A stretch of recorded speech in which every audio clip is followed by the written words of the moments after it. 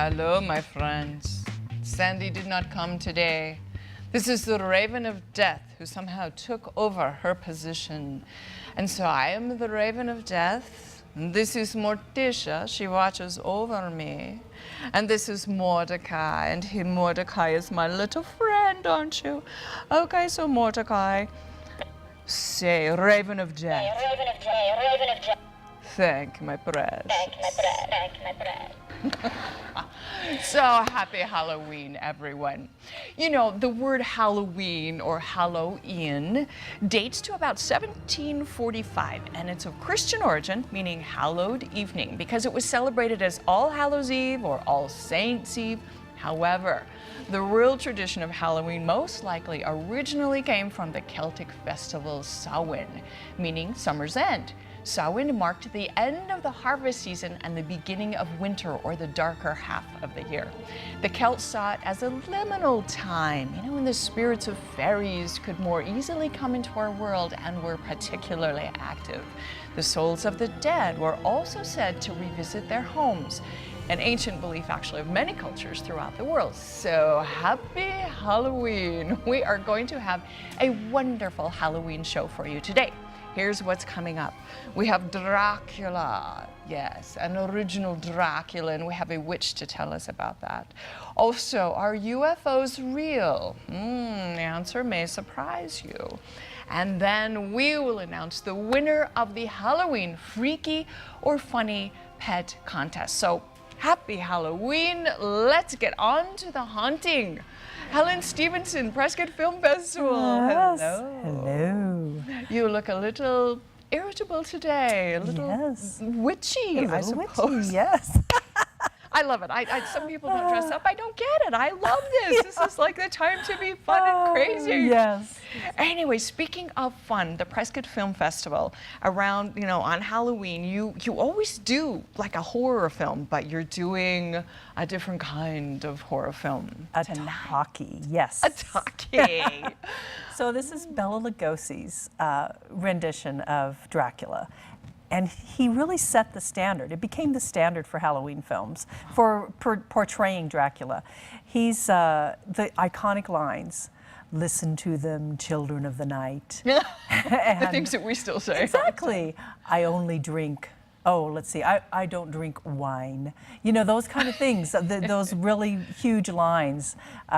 It's just really an iconic film. And Jonathan Best will be there doing the live accompaniment, which is way tricky now because you have dialogue. It's a talkie, right? Right. So normally you do these silent ones. Now it's Halloween. This is the perfect time for the film festival to do this. It is tonight. It is tonight, yes. Okay. Yes. At Yavapai College, Yes, right? Performing Arts Center. Okay, what time? 6:30. 6:30. Close to the haunting hour. Yes. And people can dress up. Yes, we have a costume contest. All right. So. And we're going to talk more about that, but I'm kind of intrigued by this whole movie thing because you've normally done the silent ones with the music accompaniment. Now you've decided to, this time you're doing this talkie because was this kind of a pivotal film or something with Bela Lugosi? It really made his career. It really did. It typecast him, but he was, someone else was supposed to do it who passed away before it started. So that was, so he kind of fell into the role. Passed away mysteriously. Mysteriously passed away, yes, yes. That just kind of adds another level to the whole haunting of Dracula.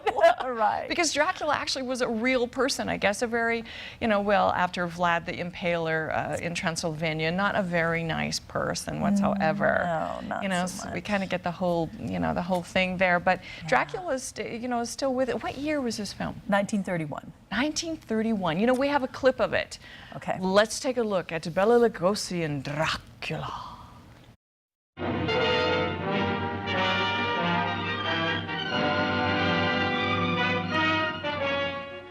I am Dracula.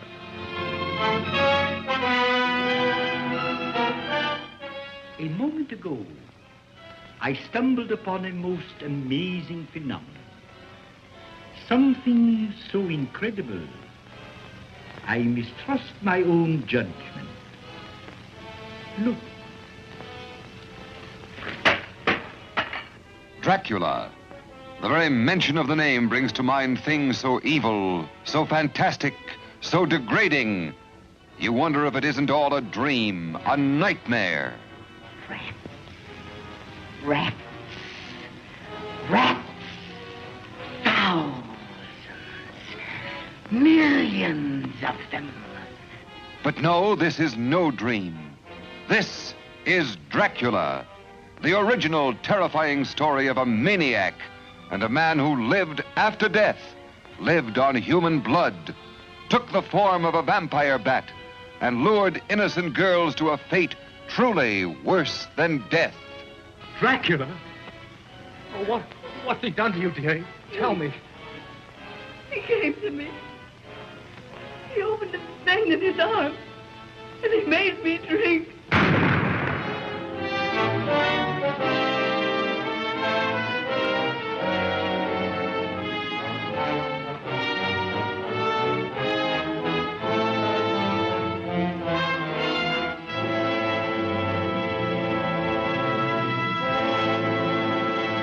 Degrading. Yes. Horrible. Terrifying.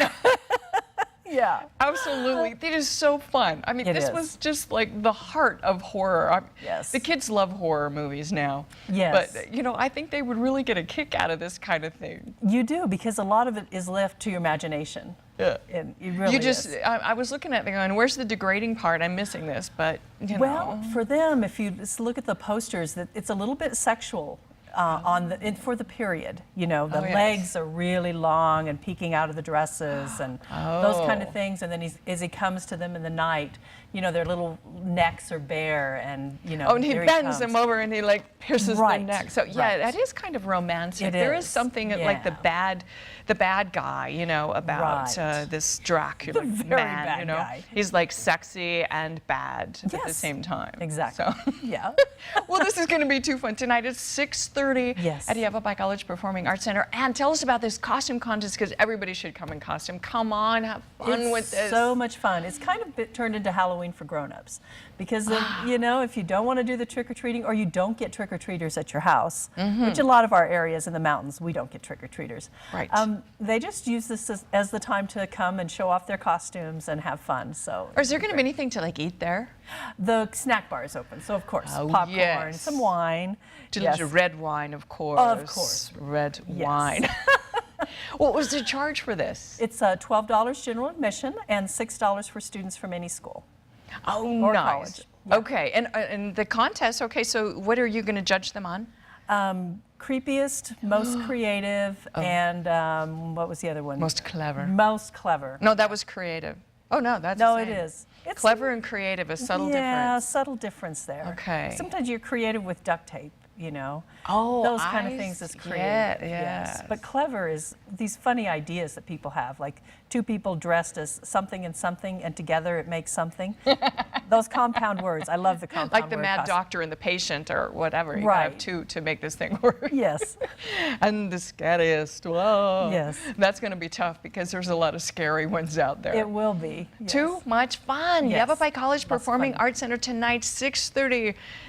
Was this the original Dracula or? Well, Nosferatu was really the original, but they used the story, but they didn't pay the author. So that became a big controversy. So Dracula is probably the first one legitimately based on the book. Right. The first one we're counting, Dracula, 1931, Bela Lugosi, who, I mean, he died like centuries before most of us were born, probably, but we know about him. We Yes. know he was the master of horror. Yes. Too fun, Dracula. Woo! Ellen Stevenson, thank you for bringing Dracula to us and telling us about that on this wonderful Halloween. You're welcome. All right, Thanks for Prescott having us. Film Festival rocks. And dress up because you could win a costume. Ra- What did you say, diamonds? We have a gift certificate from Raskins and all of you. Oh, love it, a gift certificate. Yes, okay. Don't you go away. We're going to take a break. And we will be right back with UFOs, real or fantasy? And then freak your funny pets.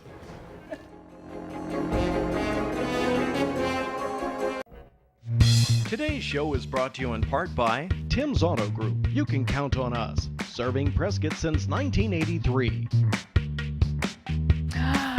All right, a big mystery in our world, a very frightening mystery is UFOs, these flying discs, these little men and people, we don't know what they are, and people see them, and they experiment on humans maybe, I don't know.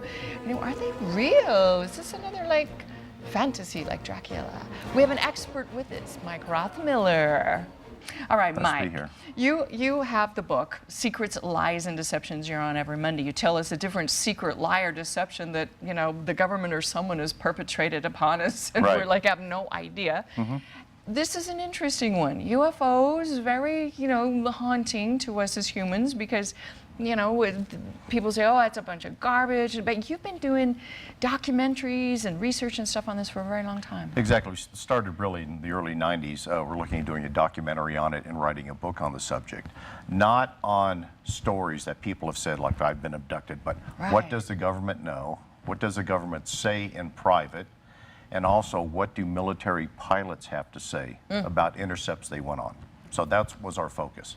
I tell, and so that you have the JNAP diagrams of UFOs, which Yes. is kind of, this was a clue. Tell us about this Yes. document. It's got pictures of UFOs literally on it. It does. It's a form that was put out by the government, and it was put in all Canadian and U.S. naval vessels on the bridge and also in the radio room. And it has 5 different images. It says, report these immediately, basically going to the Pentagon, if you see like a guided missile, if you see a warship, but then submarines. But then the final illustration shows a flying saucer, and for a better term, like a rocket ship, and it says unidentified flying objects. And when you view it, there's no doubt in your mind what they're talking about. Wow. And this is an official military document that was on all the ships. Yeah. To me, that's just amazing. You know, there we go. You can see that on the right-hand side. You can Yes. see the what we think of UFOs A disc, flying is disc. the flying disc. Right. So you ask yourself, just the way the military is, I was in the military, they're very direct to what they mean. And so why would, on this particular placard, would they Yeah. draw a UFO, a flying saucer? An official document. Yes. Yes. All right. This is they're serious about this. Yes. Okay, now there was a sighting of UFOs at Cannon Air Force Base. Correct. At one That- point. That Tell was me. in 1976. Okay. And that was interesting because the report I received, and I received this a long time ago, it was from 1976. It came out of the National Military Command Center. And what that is the 911 center for the Pentagon. Whoa. And it's always staffed by an admiral or a general. If they receive a call, for instance, in Libya when Benghazi is being attacked, these are the people who would get the first notification. They would in turn, that admiral or general, would notify the Joint Chiefs of Staff or the president. Okay. That's how significant this place is. So what this document says is that on Cannon Air Force Base on that day, there were 2 UFOs, disc-shaped objects, landed near the tarmac, and they were being surrounded and watched by military police. So this went directly to the National Military Command Center. This admiral who I spoke to wrote it. Right. This document was carried directly to the president. Now, they're not going to brief the president on something like this early in the morning unless it's quite real. Oh, right? yeah, and important Exactly. as well. And I spoke to some of the people who were there, and I said, well, is this an experimental aircraft? And they said, absolutely not. They were ordered to keep their mouth shut. They were terrified of it. They didn't know what they had. And I said, well, what happened? He says, well, 2 guys I spoke to said they just lifted off. They were quiet, and they just, that fast, it just shot up They into were the gone. sky. And the next day, a whole crew came in from, they're assuming from the Air Force, the CIA, debriefed all these people and told them, never speak about this. Ah, they didn't say it didn't happen. They just said you Never don't talk speak to about any this. about it. Right, but and it's so an that's official document. And so, and this is the Air Force. I mean, and this everyone knows about. The Pentagon, everybody knows. This is not one of our president knew. aircraft, because that's No. one of the excuses they always say is, Well- oh yeah, it was just. But that's not what they do for experimental aircraft that Mm-hmm. are top secret. They don't land them at a military base where who knows who's there to see it and talk about it. It just doesn't happen. Yeah. Whoa. All right. So next we have a fire officer's guide. This was approved by FEMA in 1998 and distributed around the U.S. So what about this one? What is that? It's a firefighter's guide to fighting disasters, and it was written by some fire experts how to deal with oil fires and auto crashes and on and on and on. And what they have is a chapter in it on how to handle a crashed UFO. Really? Of extraterrestrial origin, not an airplane, but a UFO. And it talks about you got to look out for radiation, biological poison, blah, blah, blah, and all this stuff. And so you have to ask yourself, well, wait a minute, this book is approved by FEMA, given to all the fire departments. Why would they have this chapter in there if they don't think it's real? Actually, this kind of irrefutable because this is coming straight from the government. You know, I know in so many instances, at least way back, like 60 years ago, they they didn't want anybody to know about this. And it's Correct. not like they're still real public about No, it. But no. Okay, so no, we have a photo of a national security meeting from 1995. Oh, me? And you were there. We have Yes. a picture of you with these guys. Yes. Okay. Yes, I was invited by the Secretary of the Air Force to participate in this national security meeting at Maxwell Air Force Base. And it was a week long. All the participants were lieutenant colonels, colonels, and above from every branch of the military and from foreign militaries, and also members of the CIA, the NSA, and so forth. And at that meeting, I spoke to several flag officers, which are general officers, off the record, took me out in the hallway, and we had a private chat about this issue. Because you were a journalist. You were there Yeah. as a journalist. Exactly. And so I said, no, tell me that. And one guy said, well, I really can't tell you where they're from until you catch one. That was very telling. And until they catch until one. They catch didn't one. say until they see one or Until they no, catch but one. until they get one. Right. Okay. And then some other guys told me, said, yes, this is quite real. And it's not our technology. It's not the Russians, not the Chinese or the Japanese or anybody else. Said, this is quite real. They are and not it's- from here. That's right. And it's not one or two occasions. It's happened hundreds of times. Well, yes, I was connected with an airline at one point, and some friends of mine were flying over the Grand Canyon and connected to LA Center, and they said, oh my gosh, do you have that on radar? And LA Center's like, yeah, we do have something on the radar, but we don't know what it is. Right. And they said, it's like a UFO. I mean, it literally was again, the disc technology, but then I had a very, very close friend of mine who did not believe in UFOs, and he was coming through the mountains of the Sierra Nevadas one evening with a friend, and one of the cigar-shaped ones, you know, with all the lights came up by them, and, you know, it Changes was... his mind. It was irrefutable. They're like stunned, and then he goes, "Did you see that?" "Yeah, I did see that." Anyway, but so people, there have been a lot of sightings, that kind of thing. But the government just keeps telling us, no, they don't exist. But I think the New Mexico info that you have was pretty interesting. In 1950 letter. Right. There's a number of, and people have heard about the Roswell incident. Yes. And this doesn't say specifically Roswell, but it says in the Southwest New Mexico incident where the memo was to J. Edgar Hoover, and basically said that these discs were recovered. Yes. And there were some bodies inside, and they described the bodies. Now you can say, humanoid, well, 3 feet tall. 3 foot, wearing a shiny silver type suit. Yeah. And this comes from top officials, and this is going directly to J. Edgar Hoover. But what is very interesting is that in 47, which is around the same time frame, the Air Force goes to the FBI and says, will you help us with these investigations into UFOs? And they go on and on and on. And then the document, which I have, is Hoover writes at the bottom of it in his own handwriting that, yeah, the FBI would help, but the other time, the Southwest incident, when they recovered a flying disc, the Army Air Corps would not give the FBI the right to examine it. Oh, and so why? Hoover was upset. So you look at who was Hoover. He knew more about what was going on in this country than anybody, and he's saying they absolutely got They're one. trying to keep it from him, too. And they won't let him see it. You love it. Okay, so, dang, time's out. We could talk about this for like hours because this is Yes. fascinating after all your research and everything, and the people that you've talked to in on it. Are they real or not? Well, from what everybody's told me in the research, there's no question they're real. UFOs are real. You heard it first here. Okay, maybe not first. Yeah, Mike somewhere. Rothmiller. Secrets, lies, and deceptions uncovered. Thanks for joining us. You're welcome. All right, happy Halloween. Ooh. Okay, freak your funny pet costumes. We're going to look at the finalists and announce the winner. We'll be right back.